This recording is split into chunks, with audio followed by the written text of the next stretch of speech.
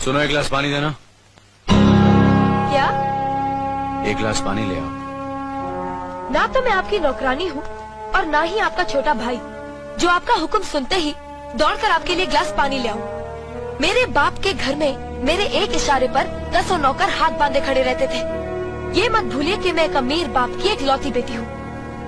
आप तो उम्र में बड़े हैं ना, किससे किस तरह की बात की जाती है इतनी तमीज तो आपको आनी चाहिए। Mind it.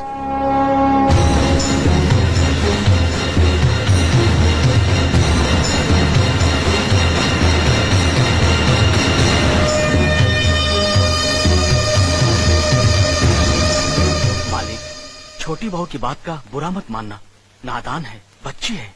गलती हमारी है मुनीम जी। हमने ऐसी लड़की को काम करने को कहा जिसे काम करने की आदत ही नहीं है।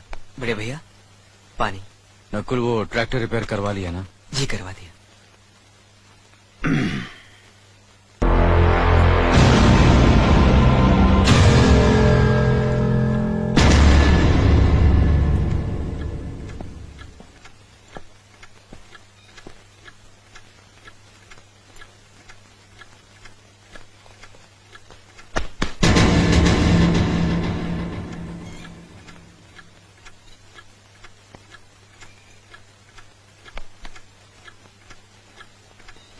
इसे मैं फेंक देता हूँ बड़े भैया, आप चाहिए।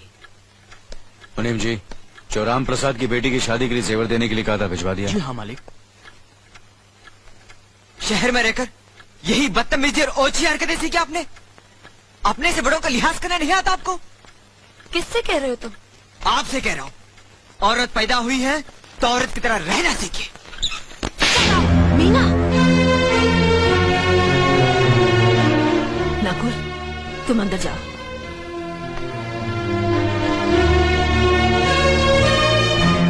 पागल हो गई हो तुम? औरत होकर एक मर्द पर हाथ उठाती हो? इतनी ऊंची घराने की बहू होकर ऐसी नीच हरकत, शर्म नहीं आई तुम्हें? कौन सा ऊंचा घराना? ये जहाँ सिर्फ एक आदमी राजा है और बाकी सब उसके गुलाम। मीना, चिल्लाइए मत। आप मेरी सास नहीं है।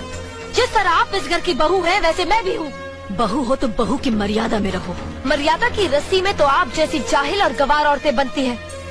मुझ जैसी पढ़ी लिखी मॉडर्न जमाने की लड़की नहीं। Uneducated idiots. Excuse me, I am not an illiterate. I am a graduate from the University of Allahabad. I am aware of the modernization of women, but I have not forgotten my culture, my customs, my traditions and my values. And most of all, I'll never ever forget that I am an Indian woman. Modern जमाने की औरत भी औरत ही होती है। उसे भी मर्द ही ब्याह कर ले जाता है, मर्द को ब्याह कर वो नहीं ले जाती। जमाने ख्याल और लिबास बदल देते हैं, औरत की शरीर की बनावट नहीं। लोग तुम्हारे ख्याल की लड़कियों को लज्जत का सामान भले ही समझते हो, इज्जत के काबिल कोई नहीं समझता। इज्जत आज भी उन्हीं औरतों की होती है जिनकी आंखों में हया हो, लाज हो, शर्म हो। हम नहीं कहते कि तुम बंदिशों में रहो, लेकिन अपने दायरे की सीमा को मत भूलो। लड़की जब अपने माँ बाप के घर होती है, तब उसके कांधों पर अपने ही घर की इज्जत का बोझ होता है। लेकिन जब वो बहू बनकर ससुराल जाती है, तब उसके कांधों पर एक नहीं 2 परिवारों की इज्जत का बोझ होता है। आज जिस तरह तुमने नकुल को तमाचा मारा है, अगर उसी तरह उसका भी हाथ उठ जाता तो तुम्हारी क्या इज्जत रह जाती? कभी सोचा तुमने? क्या बात है मीना?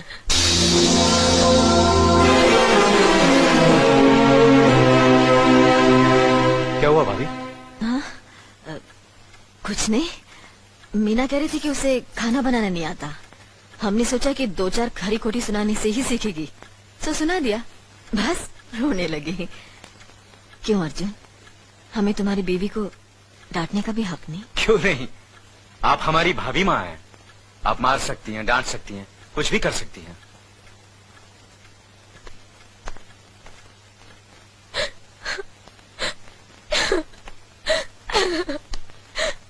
मैंने भूल की जो मैं लोगों के बीच आ गई।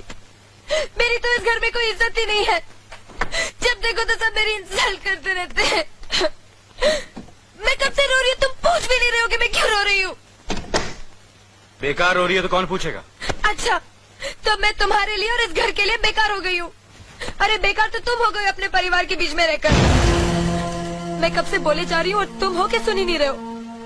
इंसान की चीख सुनकर लोग शुभ अशुभ का विचार करते हैं, लेकिन जब मेंढकी को जुकाम होता है उसकी चीख की कोई परवाह नहीं करता।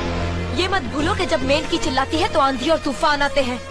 आंधी और तूफान आएंगे तो उसका नतीजा तुम्हें ही भुगतना पड़ेगा। तो फिर ठीक है, अब मैं तुम्हारे साथ तब भी रहूंगी जब तुम मेरे साथ मेरे डैडी के घर रहोगे।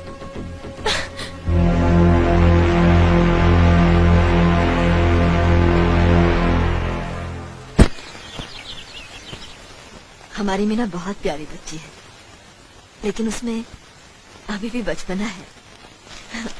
हमारे तौर तरीकों को नहीं जानते है ना, लेकिन आस्ता आस्ता हम उसे सब सिखा देंगे।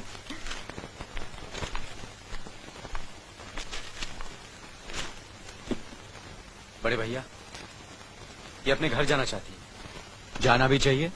4-5 महीने हो गए, मायके की याद भी आती होगी इसे। और अर्जुन, तुम्हारे ससुर जी तुम्हें कई बार बुला चुके हैं, तुम भी कुछ दिनों के लिए हो आओ, तुम्हारा मन भी बहल जाएगा। अगर ये वापस लौटने के लिए जा रही होती तो मैं जरूर जाता, मगर ये तो हमेशा के लिए इस घर से जा रही है। कैसी बातें कर रहे हो? अगर तुम दोनों के ख्यालात एक दूसरे से नहीं मिलते तो इस मामले को घर की 4 दीवारी में बैठकर आपस में सुलझा लेना चाहिए। बहू शहर की पढ़ी लिखी लड़की है, उसे गांव की रीति रिवाज के बारे में क्या मालूम? ये तो तुम्हारा फर्ज बनता है अर्जुन कि तुम उसे हमारे तौर तरीके सिखाओ। सिखाने से कोई फायदा नहीं बड़े भैया, ये खुद को इस माहौल में डालना ही नहीं चाहती, इसलिए भेज रहा हूँ। अच्छा, तो तुमने फैसला भी कर डाला? बड़े भैया, बात यह है कि मैंने मीना को। तुम बहुत समझदार भी हो गए हो ना, तो फिर तुम्हें इतना तो समझ लेना चाहिए, अगर बहू अपने आप को बदल नहीं पा रही है तो तुम बहू के मुताबिक बदल जाओ। आखिर वो तुम्हारी पत्नी है, उसका साथ देना तुम्हारा धर्म है। तुम्हारे भरोसे ही तो उसने अपनी सारी जिंदगी सौंप दी तुम्हें। अर्जुन, मेरे दर पर तुम तड़प उठोगे, तुम्हें तकलीफ होगी तो मैं रो दूंगा, क्योंकि हम दोनों एक ही माँ की संतान हैं। खून का रिश्ता है हमारा, मगर पत्नी का नाता उससे कहीं ज्यादा गहरा होता है, क्योंकि वो पराये घर से आकर अपनों से कहीं ज्यादा अपनी हो जाती है, परछाई बन जाती है हमारी। पति शरीर है तो पत्नी उसकी आत्मा है। पत्नी ही पति के जीवन को सही अर्थ देती है, उसे कामयाब बनाती। पत्नी के बगैर पति बेजान और बेमाने हो जाते हैं। अगर आज तुम अपनी पत्नी को हमेशा के लिए उसके मायके छोड़ाओगे तो ये गांव, ये समाज क्या कहेगा हमारे बारे में? जरा सोचो अर्जुन, न्याय के सिंहासन पर बैठकर जो लोगों के अच्छे बुरे का फैसला करता है, अगर उसी के घर में नाइंसाफी होगी तो लोग हंसेंगे हम पर, किसी को मुंह दिखाने के काबिल नहीं रहेंगे हम। बड़े भैया, मुझसे भूल हो गई, मुझे माफ कर दीजिए। मुनीम जी। जी मालिक। जायदाद के दस्तावेज लाइए। जी अभी लाया। बहू, पति ही पत्नी की असली शक्ति होती है। हमारे पुरखों ने कुल धर्म पत्नी के बारे में कहा है, जो पति के काम में उसकी मददगार हो, उसे अच्छी सलाह दे, जो दासी की तरह उसकी सेवा करे, माँ की तरह उसे खिलाए पिलाए, लक्ष्मी का रूप और धरती की तरह उसमें सहन शक्ति हो, वही आदर्श पत्नी होती है। औरत की सोच मर्द का मुकद्दर बनाती है। वो जब बनाने पर आती है तो कुटिया को महल कर देती है, और जब बिगाड़ने पर उतरती है तो महल को मिट्टी का ढेर बना देती है। मालिक, ये जायदाद के दस्तावेज हैं। हमारी जमीन जायदाद कहां कहां है और कितनी है, उसका हिसाब किताब ना बाबूजी को मालूम था, ना हम तीनों भाइयों को मालूम है। बहू, तुम पढ़ी लिखी हो, आज से इसका हिसाब किताब तुम देखोगी। लक्ष्मी जी। अपनी चाबियों का गुच्छा और ये कागजात बहू को दे दो।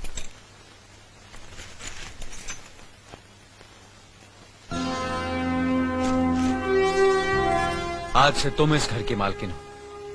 तुम जहां कहोगी, जिस कागज पर कहोगी, हम तीनों भाई चुपचाप आंख बंद करके दस्तखत कर देंगे। जैसा कहोगी वैसा ही करेंगे। बस एक ही विनती है बहू, हम तीनों भाइयों को अलग करने का ख्याल अपने मन में कभी आने मत देना।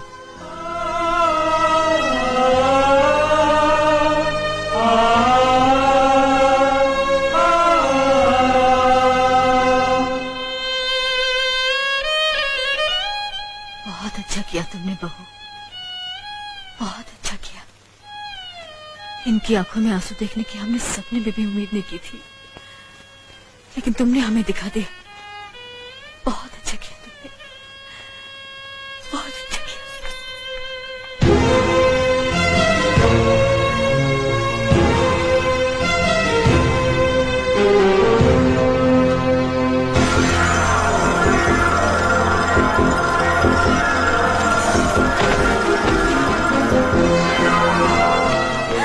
मीना, मीना, क्या हुआ बहू? मीना, मनी जी जल्दी से डॉक्टर को बुलाइए।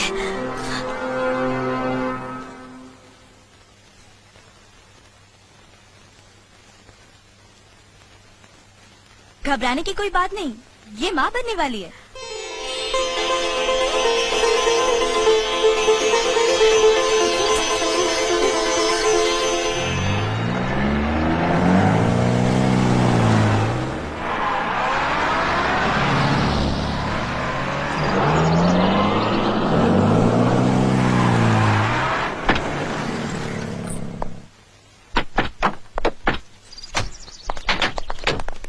आप लोग यहीं ठहरिए, मैं ठाकुर साहब से मिलकर आता हूँ।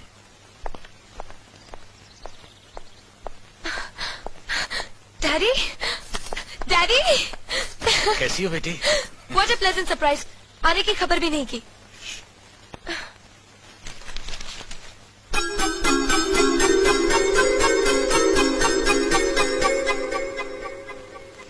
ठाकुर साहब, पाए लागू।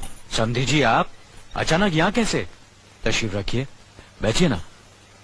आपके बराबर बैठने की मैंने कभी गुस्ताखी नहीं की, तो आज कैसे करूंगा? बहुत दिनों बाद हम लोग मिल रहे हैं। कहिए आपका कारोबार कैसे चल रहा है? आपकी कृपा और आशीर्वाद से ठीक ही चल रहा है। दिल्ली में इंडस्ट्रीज मिनिस्टर के साथ कब की अपॉइंटमेंट ली है? कल सुबह 11 बजे सर। इनकम टैक्स केस का वकील ने कहा है कि 15 तारीख की हियरिंग में मामला क्लियर हो जाएगा। आज एक्सपोर्ट का माल जापान के लिए जहाज से रवाना हो जाएगा ना? जी हाँ सर। नमस्ते ठाकुर साहब। नमस्ते नमस्ते नमस्ते। अरे दीनानाथ जी, आप लोगों ने यहाँ आने की तकलीफ क्यों की? मैं आपकी संस्था के लिए गवर्नर साहब से बात कर चुका हूँ, आपका काम हो जाएगा। धन्यवाद, बहुत बहुत अरे गोपीनाथ जी, होम मिनिस्टर ने वादा किया कि आपके भाई का ट्रांसफर जल्दी ही हो जाएगा। Thank you sir. Daddy, good morning daddy. Good morning my child. आप कहीं जा रहे हैं क्या? हाँ बेटी, एक जरूरी काम से दिल्ली जा रहा हूँ। अपना ख्याल रखना। हाँ? ओके। Okay, bye. पास में ही फैक्ट्री के लिए जमीन देखने आया था, सोचा आपके दर्शन करता चलूं। अब इजाजत दीजिए। इतनी जल्दी कैसे जा सकते हैं आप? भोजन तो करते चाहिए। माफ कीजिए, आप तो जानते ही हैं, बाप बेटी के घर का खाना तो क्या, पानी भी नहीं पी सकता। शहर में रहकर भी अभी भी आप इन बातों को मानते हैं? शहर में रहूं या गांव में, मैं अपनी परंपरा और संस्कार कैसे भूल सकता हूँ? आखिर मैंने इसी मिट्टी में जन्म लिया है। अच्छा, चलता हूँ। अजी, कम से कम बेटी से मिलकर उसकी कुशलता तो पूछ लीजिए। ये क्या कह रहे हैं आप? मैं इतना ऊंचा नहीं हूं कि अपनी बेटी की कुशलता पूछकर आपका अपमान करूं। ठाकुर साहब, ये तो मेरी बेटी का सौभाग्य है कि वो इस मंदिर जैसे पवित्र घर में बहू बनकर आई, और फिर आपकी छत्र छाया में तो वो कुशल हो गई ही। राम राम। राम राम। बेटे, जिस तरह तुम मैके में चहकाती रही हो ना, वैसे ही अपनी ससुराल को भी महकाती रहना। जी।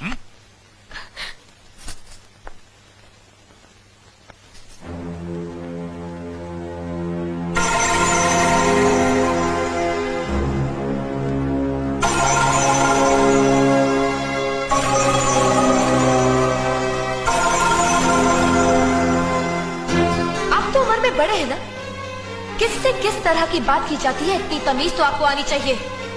Minded, minded, minded, minded, minded. बड़े भाई, मुझे माफ कर दीजिए। क्या हुआ? मुझे माफ कर दीजिए। ये क्या कर रही हो? अपने पापों का प्रायश्चित कर रही हूँ। मैंने आप जैसे देवता का अपमान किया है, आपका दिल दुखा है, मुझे माफ कर दीजिए बड़े भैया, मुझे माफ कर दीजिए, मुझे माफ कर दीजिए। लक्ष्मी, मुझे माफ कर दीजिए बड़े भैया, बड़े भैया मुझे माफ कर दीजिए, मुझ पर तरस खाकर मुझे माफ मीना कर दीजिए। बड़े चलो भैया, उठो, तुम्हें ऐसे नहीं बैठना मुझे चाहिए, माफ इससे बच्चे पर असर पड़ेगा बेटे। मैं आपकी भी दोषी हूँ दीदी। आपने जेठानी की जगह माँ बनकर मेरी गलतियों को बर्दाश्त किया और मैं अभागन आपकी बेटी न बन सकी। मुझे माफ कर दीजिए दीदी, मुझे माफ कर दीजिए। अब चुप भी हो जाओ। तो हमने कब तुम्हारी बात का बुरा माना? हाँ, बदले रोते नहीं, रोते नहीं।